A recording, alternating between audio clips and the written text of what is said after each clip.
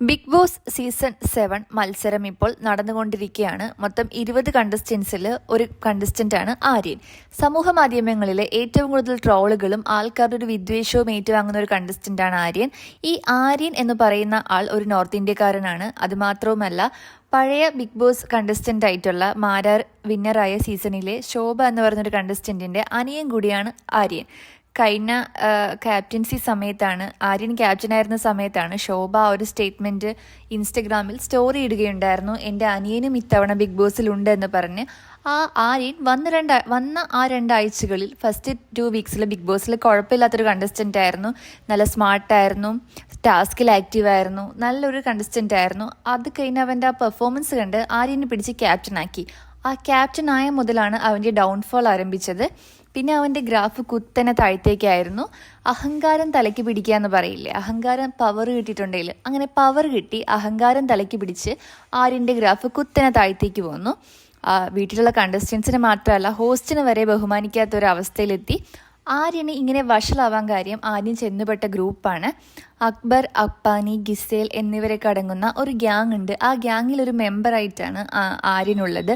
ആര്യൻ എന്ത് തെമ്മാടിത്തരം ചെയ്താലും അതിനെ ന്യായീകരിച്ചും സപ്പോർട്ട് ചെയ്തും കൂടെയുള്ള ആൾക്കാർ വരുമ്പോൾ ആര്യനത് നല്ലതാണെന്നാണ് വിചാരിക്കുന്നത്. ആര്യൻ്റെ മാസം എതിർത്ത് നിൽക്കുന്നവരാണ് മണ്ടന്മാരെന്ന രീതിയിൽ ആര്യൻ ഒരുപാട് ആൾക്കാരെ ബുള്ളി ചെയ്യുകയും വാക്കുകൾ കൊണ്ട് ഭയങ്കര മോശമായിട്ട് സംസാരിക്കുകയും ആര്യൻ അത്ര മോശം വാക്കുകൾ അല്ലെങ്കിൽ കൂടിയും ആര്യൻ്റെ ബിഹേവിയറും മറ്റുള്ളവരൊക്കെ അവന് താഴെയാണെന്നുള്ളൊരു രീതി ഉണ്ടല്ലോ.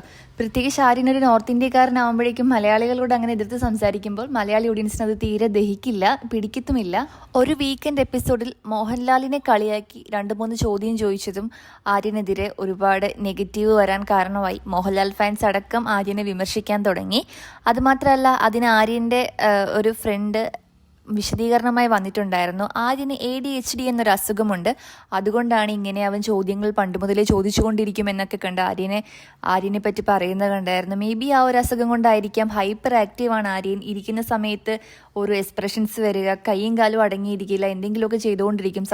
മത്സരാർത്ഥിയായ അനുമോളെ എപ്പോഴും ഉപദ്രവിക്കുന്നു എന്നൊക്കെ അനുമോൾ പറയുന്നത് കേൾക്കാം.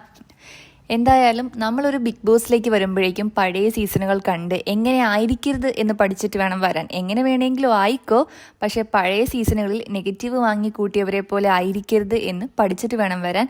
എന്തായാലും ഇനി അടുത്ത് വരാൻ പോകുന്ന ബിഗ് ബോസ് മത്സരാർത്ഥികൾ പ്രത്യേകം ശ്രദ്ധിക്കേണ്ട ഒരു കാര്യമാണ് ആര്യനെ പോലെ ആരും ആകരുത് എന്നുള്ളത്. വളരെ ഇമ്മെച്യൂറായിട്ട് മറ്റുള്ള കണ്ടസ്റ്റൻസിനെ തീരെ ബഹുമാനിക്കാതെ ഞാൻ മാത്രമാണ് സുപ്പീരിയർ എന്നൊരു രീതിയിൽ ചിന്തിച്ച് പ്രവർത്തിക്കുന്ന ഒരാൾ, ഞാൻ ചെയ്യുന്നതെല്ലാം മാത്രമാണ് ശരിയെന്നും ടാസ്കിൽ വിന്നറാവാൻ എനിക്ക് മാത്രമേ കഴിയുള്ളൂ എന്ന രീതിയിലൊരു അഹംഭാവമൊക്കെ വെച്ച് പൊറിപ്പിക്കുന്നത് വളരെ മോശമാണ്. പിന്നെ അതുമാത്രമല്ല, ഫേവറേറ്റിസം നന്നായിട്ടുണ്ട്. ആര്യൻ്റെ ഫ്രണ്ട്സിനെ മാത്രം ബ്ലൈൻഡായിട്ട് സപ്പോർട്ട് ചെയ്യുക, ബാക്കിയുള്ള ആൾക്കാരെയൊക്കെ ഭയങ്കരമായിട്ട് ഡൗൺ ആയി കാണുകയൊക്കെ ഭയങ്കര മോശമാണ്.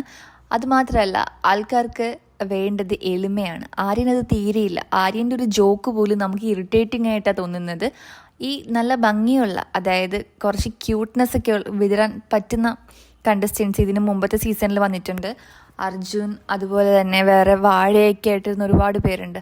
ആക്ച്വലി കാണാൻ കൊള്ളാവുന്ന ആൾക്കാർ വരുവാണെങ്കിൽ കൂടുതലും സൈലൻ്റ് ആയിട്ടിരുന്ന് ഗെയിം കളിക്കുന്നതായിരിക്കും നല്ലത്. ഇതുപോലെ ഹൈപ്പർ ആക്റ്റീവ് ആയിട്ടുണ്ടെങ്കിൽ ഇങ്ങനെ ഇരിക്കും. ഒരുപാട് പേര് പറയാറുണ്ട്, അവൻ വാഴയാണ്, അവൻ ടാസ്ക് കളിക്കുന്നില്ല, അനങ്ങുന്നില്ല, അങ്ങനെ ഇങ്ങനെയാണെന്നൊക്കെ. മേ ബി അവരെല്ലാം അനങ്ങിയിരുന്നെങ്കിൽ ചിലപ്പോൾ ഇതുപോലെ ഹൈപ്പറായി നമ്മൾ കണ്ടേനെ. ആ ഒരു സ്ട്രാറ്റജി മെയിൻറ്റെയിൻ ചെയ്ത് പോകുന്നതാണ് ഏറ്റവും നല്ലത്. ഒരിക്കലും നമ്മൾ ഇത്ര ക്യൂട്ട്നെസ് ഉള്ളൊരു ഫേസ് വഴി വന്നിട്ട് ഹൈപ്പർ ആക്റ്റീവ് ആയിട്ടുണ്ടെങ്കിൽ ട്രോൾസ് വാരിക്കോരി കിട്ടിക്കൊണ്ടിരിക്കും. ബിഗ് ബോസ് ഹൗസിലുള്ളവരുടെ വിചാരം ആര്യന് കാണാൻ അത്യാവശ്യം ക്യൂട്ടായതുകൊണ്ടും ടാസ്കിൽ എല്ലായിടത്തും ആക്റ്റീവ് ആയതുകൊണ്ടും മൾട്ടി ടാലൻറ്റഡ് പേഴ്സൺ ആയതുകൊണ്ടും ആര്യന് ഒരുപാട് ഗേൾസ് ഫാൻസ് ഉണ്ടെന്ന് കരുതിയാണ് ആര്യനെ എല്ലാവരും സപ്പോർട്ട് ചെയ്യാൻ വേണ്ടി വരുന്നത്. പക്ഷേ അവന് കിട്ടുന്ന ആ സപ്പോർട്ടാണ് അവൻ്റെ നാശത്തിന് കാരണം. ഇത്തവണത്തെ നോമിനേഷനിൽ ആര്യനുമുണ്ട്.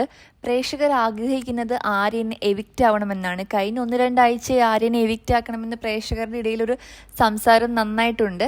പക്ഷേ ഇപ്പോൾ വൈൽഡ് കാർഡുകൾ കൂടെ കയറിയപ്പോഴേക്കും ആര്യൻ തന്നെയാണ് അവിടെയും മാനിപ്പുലേറ്റഡ് ആയിട്ട് പ്രേക്ഷകർക്ക് ഇഷ്ടമല്ലാത്ത രീതിയിലുള്ളൊരു കണ്ടസ്റ്റൻ്റായി മാറിക്കൊണ്ടിരിക്കുന്നത്.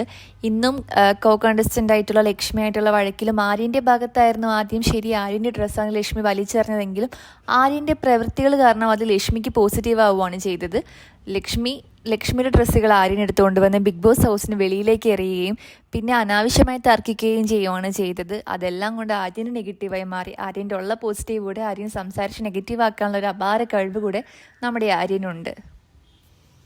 എന്തായാലും ഈ